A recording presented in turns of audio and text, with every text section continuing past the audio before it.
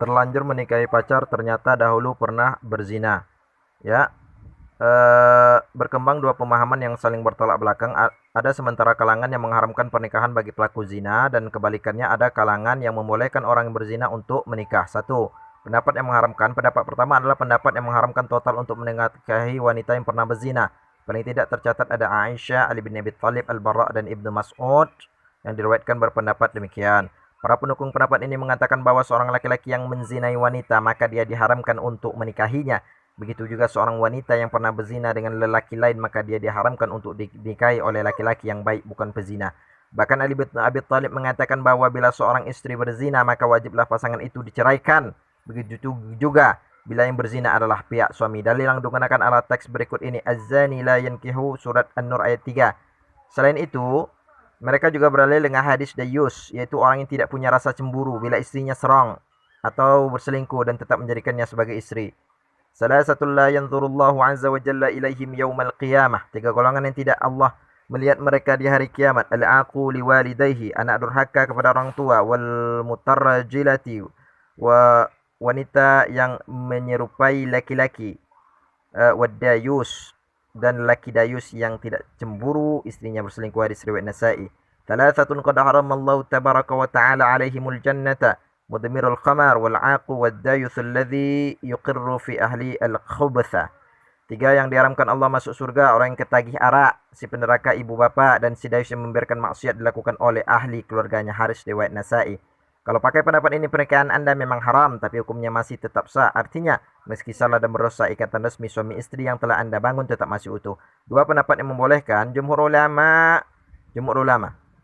Namun kalau kita merujuk kepada pendapat dari jumhur ulama, yaitu hampir seluruh ulama ahli syariah yang muktabar dan mazhab fikih yang besar, umumnya mereka sepakat membolehkan orang yang berzina untuk menikah dan dinikahi. Dalam hal ini para ulama muktabar itu tidak memandang perbuatan zina sebagai penghalang dari kebolehan menikah. Menurut mereka antara zina dan pernikahan harus dipisahkan dan hukumnya tidak boleh dicampur aduk.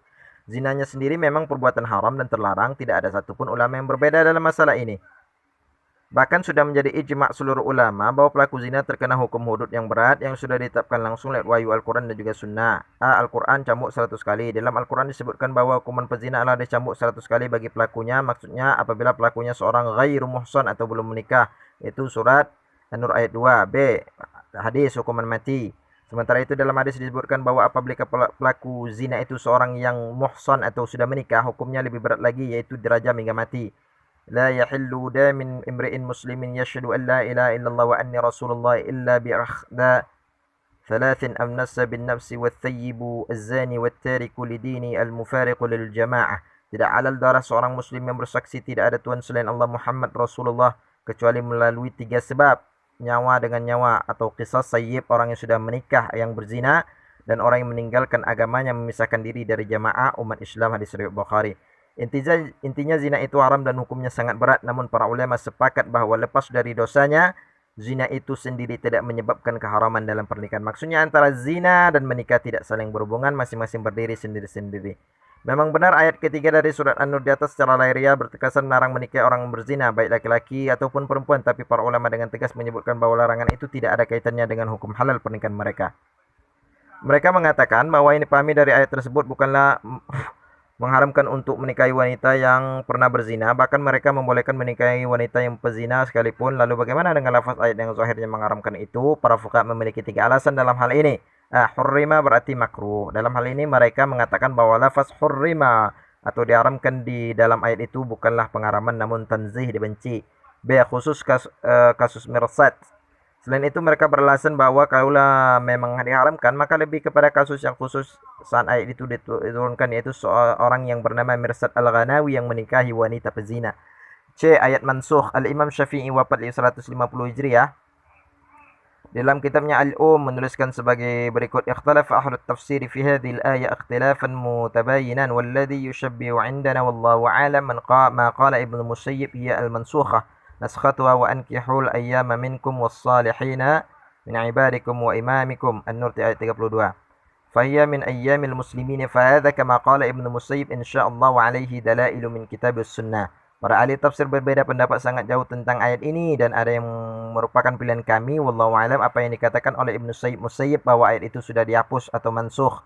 Nomor 1. Adapun ayat yang menasakhnya adalah sebagai berikut, yaitu An-Nur ayat 32.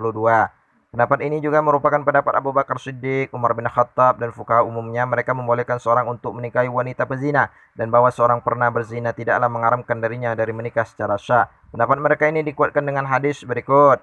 Dari Aisyah berkata, Rasul bersabda pernah ditanya tentang seorang yang berzina dengan wanita yang berniat untuk menikahinya, lalu beliau bersabda, awalnya perbuatan kotor dan akhirnya nikah. Sesuatu yang haram tidak bisa mengharamkan yang halal. Hadis riwayat Tabrani dan Daruqutni. Juga dengan hadis berikut ini, ja'a rajulun ila Nabi faqala inna imra'ati la tamna'u yada li amsi. Qala gharabaha. Qala akhafu an tataba'aha nafsi. Qala fastami' biha. Seorang datang kepada Rasul dan berkata, istriku suka berzina. Beliau Sallallahu menjawab, ceraikan dia. Orang itu menjawab, tapi saya berat melepasnya. Beliau Sallallahu Alaihi Wasallam bersabda, kalau begitu nikmatilah istrimu itu. Hadis riwayat Abu Daud dan Nasa'i. La tawatta'u imra'atan hatta tada'. Nabi bersabda, janganlah disetubui dikawini seorang wanita hamil karena zina hingga melahirkan. La yahillu limri'in muslimin yu'minu billahi wal yawmil akhir ay yasqiya ma'ahu zar'a ghairihi. Tidak halal bagi seorang muslim yang beriman kepada Allah dan hari akhir untuk menyiramkan airnya pada tanaman orang lain. Hadis riwayat Abu Daud dan Tirmizi. Lebih detail tentang halalnya menikahi wanita yang pernah melakukan zina sebelumnya, simaklah pendapat para ulama berikut ini. Pendapat Abu Hanifah. Imam Abu Hanifah menyebutkan bahwa bila yang menikahi wanita hamil itu adalah laki-laki yang menghamilinya, hukumnya boleh. Sedangkan kalau yang menikahinya itu bukan laki-laki yang menghamilinya, maka laki-laki itu tidak boleh menggaulinya hingga melahirkan. B. Pendapat Imam Malik dan bin Hambal mengatakan laki-laki yang tidak menghamili tidak boleh mengawini wanita yang hamil, kecuali setelah wanita itu melahirkan dan telah habis masa iddahnya.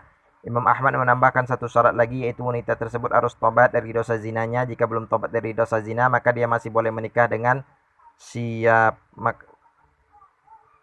siapapun. Nomor 2, pendapat Syafi'i sebagaimana tercantum di dalam kitab Syarah Muhazzab dalam kitab Al-Muhazzab karya Abu Ishaq Asy-Syairazi juz 2 halaman 43, bahwa laki-laki yang mengamili ataupun yang tidak mengamili dibolehkan menikahinya. Nomor 3, Undang-Undang Perkawinan RI dalam kompilasi hukum Islam dengan instruksi Presiden RI nomor 1 tahun 91 tanggal 10 tahun 91 yang pelaksanaannya diatur sesuai dengan keputusan Menteri Agama RI nomor 154 tahun 91 telah disebutkan yang berikut. Nomor 4, seorang wanita hamil di luar nikah dapat dikawinkan dengan pria yang menghamilinya. Perkawinan dengan wanita hamil yang disebut pada ayat 1 dapat dilangsungkan tanpa menunggu lebih dahulu kelahiran anaknya. Dengan dilangsungkannya perkawinan pada saat wanita hamil, tidak diperlukan perkawinan ulang setelah anak ini kandung lahir. Kalau menggunakan pendapat ini, Anda tidak berdosa tatkala menikahi istri Anda meski dia pernah berzina, dan tentu saja hubungan suami istri Anda sama sekali tidak perlu diputuskan karena Anda berdua adalah pasangan yang sah menurut agama. 3. Pendapat pertengahan Hambali. Sedangkan pendapat pertengahan adalah pendapat Imam Ahmad bin Hanbal. Beliau mengharamkan seorang menikahi dengan wanita yang masih suka berzina dan belum bertaubat. Kalaupun mereka menikah, maka nikahnya tidak sah. Namun bila wanita itu sudah berhenti dari dosanya dan bertaubat, maka tidak ada larangan untuk menikahinya. Dan bila mereka menikah, maka nikahnya sah secara syar'i. Nampaknya pendapat ini agak menengah dan sesuai dengan asas pri kemanusiaan, karena seseorang yang sudah bertaubat berhak untuk bisa hidup normal dan mendapatkan pasangan yang baik. Dan kalau pendapat yang ketiga itu pun, ini pun pernikahan Anda sudah dianggap sah dan tidak perlu nikah ulang. Kesimpulan, mau pakai pendapat yang manapun, tidak ada satupun yang menyatakan pernikahan Anda tidak sah. Paling jeleknya cuma pendapat pertama, yaitu Anda dianggap berdosa ketika menikah, tetapi tidak ada pengaruhnya pada status sahnya pernikahan. Al-Maraji' nomor 1 Al-Imam Syafi'i, kitab Al-Um jilid 5 halaman 158. Yang kedua Al-Majmu' Syarah Muhadzab karya Imam An-Nawawi juz X 51 halaman 253, XV1 halaman 253. Yang ketiga Abu Ishaq Al-Syairazi dalam kitab Al-Muhadzab jilid 2 halaman 43 dan 4 kompilasi hukum Islam halaman 92.